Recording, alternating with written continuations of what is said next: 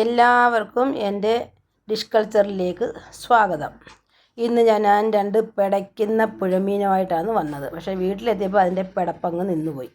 നമ്മളിതിനെ നല്ല വൃത്തിയായിട്ട് ഇങ്ങനെ ചെതുമ്പലെല്ലാം കളഞ്ഞ് ഇങ്ങനെ അതിനെ നമ്മൾ ക്ലീൻ ചെയ്യുകയാണ്. കാരണം പുഴമീൻ ഒരുപാട് നാളിന് ശേഷമാണ് പുഴമീൻ കിട്ടുന്നത്. ഇപ്പം നമ്മുടെ ചിന്നുപൂച്ച ഇവിടെ വന്നിട്ടുണ്ട്. ചിന്നുപൂച്ചയുടെ മൂക്കും എല്ലാം കണ്ടാൽ നിങ്ങൾ വിചാരിക്കും ഞാൻ അതിനെ ഡിസൈൻ ചെയ്ത് വെച്ചേക്കുവാന്ന്. അല്ല, ഇവിടെ ജന്മനാ ഇങ്ങനെ അവിടെ അമ്മയുടെ വയറ്റിൽ നിന്ന് വന്നത് തന്നെ. അവളെ കാണാൻ അവിടെ ചെവിയും മൂക്കും എല്ലാം കണ്ടില്ലേ, നല്ലതായിട്ട് പോളിഷ് ചെയ്ത് വെച്ചേക്കുന്നതിന് തൊട്ട്. അപ്പോൾ നമ്മുടെ മീൻ രോഹുമീൻ നമ്മൾ വൃത്തിയാക്കുകയാണ്. അത് ചെതുമ്പൽ ഭയങ്കര പാടായി ചെതുമ്പൽ കളയുന്നതൊക്കെ ഒരു വലിയ പ്രോസസ്സാണ്. ഇത് വെട്ടി ക്ലീൻ ചെയ്യുന്നത് തന്നെ. ഇങ്ങനെ കൈമുറിയാതൊക്കെ വൃത്തിയാക്കിയതിന് ശേഷം നമ്മളതിനെ ഒരു കല്ലിലിട്ട് വൃത്തിയായിട്ട് ഉരച്ചെടുക്കണം. അതിൻ്റെ ചെതുമ്പലും ആ കറുപ്പ് അതെല്ലാം കളർ മാതിരി ഇതിനകത്തുണ്ട്. അതെല്ലാം മാറിയില്ലെങ്കിൽ നമുക്കൊരു കയ്പ്പ് മാതിരി തോന്നും. അതിനായിട്ട് നമ്മൾ നല്ല വൃത്തിയായിട്ട് ഇങ്ങനെ ഉരച്ച് കഴുകുന്നത്. നല്ല വൃത്തിയായിട്ട് അതിൽ ചിലർ കല്ലുപ്പിട്ട് നമ്മൾ നല്ല ചട്ടിക്കകത്തിട്ട് ഇങ്ങനെ കഴുകിയാലും മതി. എന്നിട്ട് നമ്മളതിനെ പീസാക്കി ഒരു പാത്രത്തിലോട്ട് വെച്ച്, പിന്നെ അതിന് നമുക്ക് വേണ്ട സാധനങ്ങൾ ഉള്ളി, ജിഞ്ചർ ഗാർലിക്, കരിയാപ്പില, പച്ചമുളക്. എന്നിട്ട് നമ്മൾ കടായിലോട്ട് എണ്ണ ഒഴിച്ചതിന് ശേഷം നമ്മൾ ഈ അരിഞ്ഞു വെച്ചേക്കുന്ന ഉള്ളിയും വെളുത്തുള്ളിയും ഇഞ്ചിയും കരിയാപ്പില പച്ചമുളക് ഇതെല്ലാം നമ്മൾ വഴട്ടിയെടുക്കണം.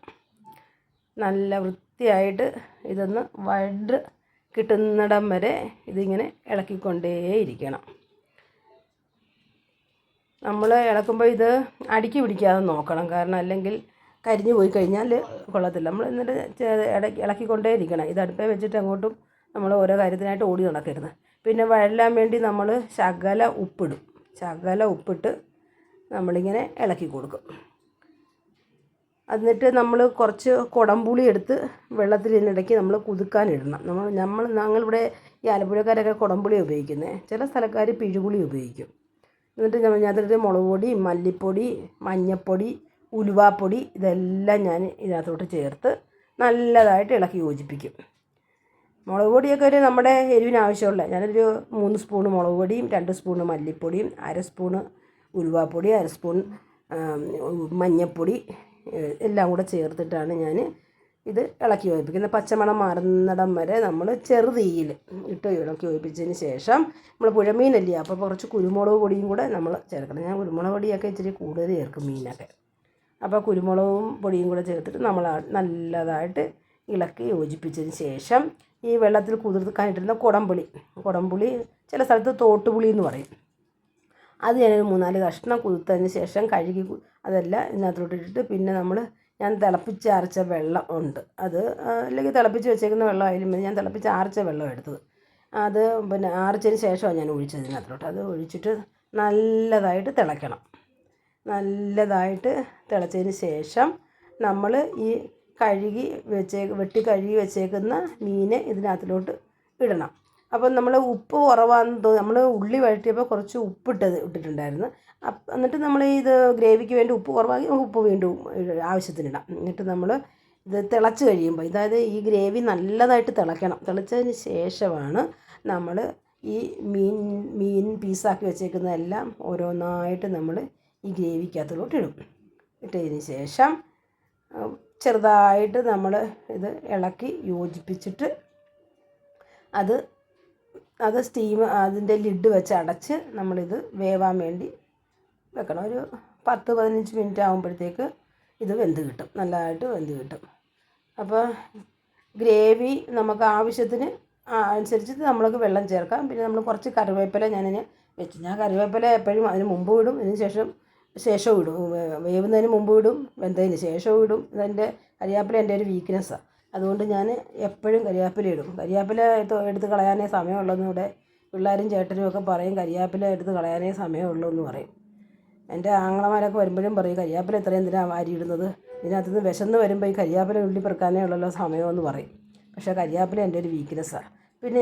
പിന്നെ ഞാൻ രസവും കൂടെ ഉണ്ടാക്കിയിട്ട്, രസം എന്നാണ് ഇപ്പം മഴ സമയമല്ലയോ, അപ്പോൾ ഈ രസം കുരുമുളകൊക്കെ ഇച്ചിരി കൂടുതൽ എടുത്തൊരു രസമൊക്കെ ഈ ചോറിൻ്റെ കൂടെ ഇപ്പോൾ ഈ സമയത്ത് കഴിക്കുന്നതും നല്ല ഹെൽത്തിനും നല്ലതാണ്. എന്തുകൊണ്ടും നല്ല കുരുമുളക് നമുക്ക് നല്ലതാണല്ലോ, നമ്മുടെ മറ്റേ മുളകിൻ്റെ കൂട്ടല്ലല്ലോ കുരുമുളക് നല്ലത്, നമ്മുടെ ഇത് ഹെൽത്തിന് നല്ലതാണ്. അപ്പം നമ്മുടെ മീൻ റെഡി ആയിട്ടുണ്ട്. അപ്പോൾ ഇതിനകത്ത് ലാസ്റ്റ് ഞാൻ ഇച്ചിരി വെളിച്ചെണ്ണയും കൂടെ ഒഴിക്കും, വേണമെന്നവർക്ക് വെളിച്ചെണ്ണ ഒഴിക്കുക. പിന്നെ അതിൽ നിന്ന് ഞാൻ 2-3 കഷ്ണം എടുത്ത് വറക്കുകയും ചെയ്തു കേട്ടോ. അങ്ങനെ ഉള്ളത് കൊണ്ട് ഓണം പോലെന്ന് പറഞ്ഞതിൻ്റെ കൂട്ട് ആ 2 മീനകത്തൊന്നും ഞാൻ 2-3 കഷ്ണം എടുത്ത് വറക്കുകയും ചെയ്ത് പിന്നെ കൂട്ടാനും വെച്ച്.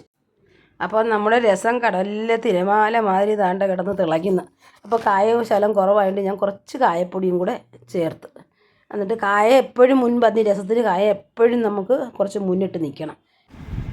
അപ്പം ഇന്നത്തെ ലഞ്ചിനുള്ള ഇപ്പോൾ ഏതൊക്കെയാണെന്ന് വെച്ചാൽ പുഴമീൻ, നല്ല പുഴമീൻ കറി വെച്ചത്, പിന്നെ നമ്മുടെ പറമ്പിലെ ചീനി കപ്പയെന്ന് ചില ആൾക്കാർ പറയുന്നത്, പിന്നെ ഞാൻ ഫിഷ് ഫ്രൈ ചെയ്ത് വെച്ചിട്ടുണ്ട്, ഫിഷ് ഫ്രൈ, പിന്നെ നല്ല കുരുമുളകിട്ട രസം, അത് നമ്മുടെ വീട്ടിൽ തന്നെ കുരുമുളകുണ്ട്, അതരച്ചിട്ടുള്ള രസം, പിന്നെ ഞാനൊരു കീരയും ഒരു ടൊമാറ്റോയും കൂടെ ഒരു പീസ് കൂടെ എടുത്തു. അപ്പം നമുക്കിത് ടേസ്റ്റ് ചെയ്ത് നോക്കാം. കപ്പ ഫിഷ് കറിയുടെ കൂടെ നല്ല കോമ്പിനേഷനാണ്, നല്ല കോമ്പിനേഷനാണ്. ഇപ്പോൾ പുഴമീൻ കിട്ടുവാണെങ്കിൽ എല്ലാവരും ഇതുപോലെ ഉണ്ടാക്കി എല്ലാവരും ട്രൈ ചെയ്യണം.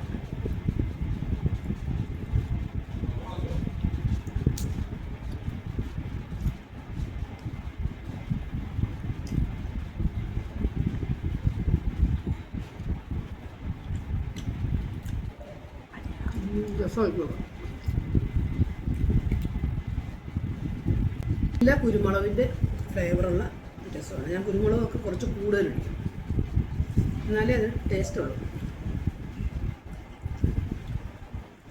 അപ്പോൾ എല്ലാവരും ഇത് ട്രൈ ചെയ്യുക. വേറൊരു വീഡിയോ ആയിട്ട് ഞാൻ വരുന്നത് വരെ ബൈ.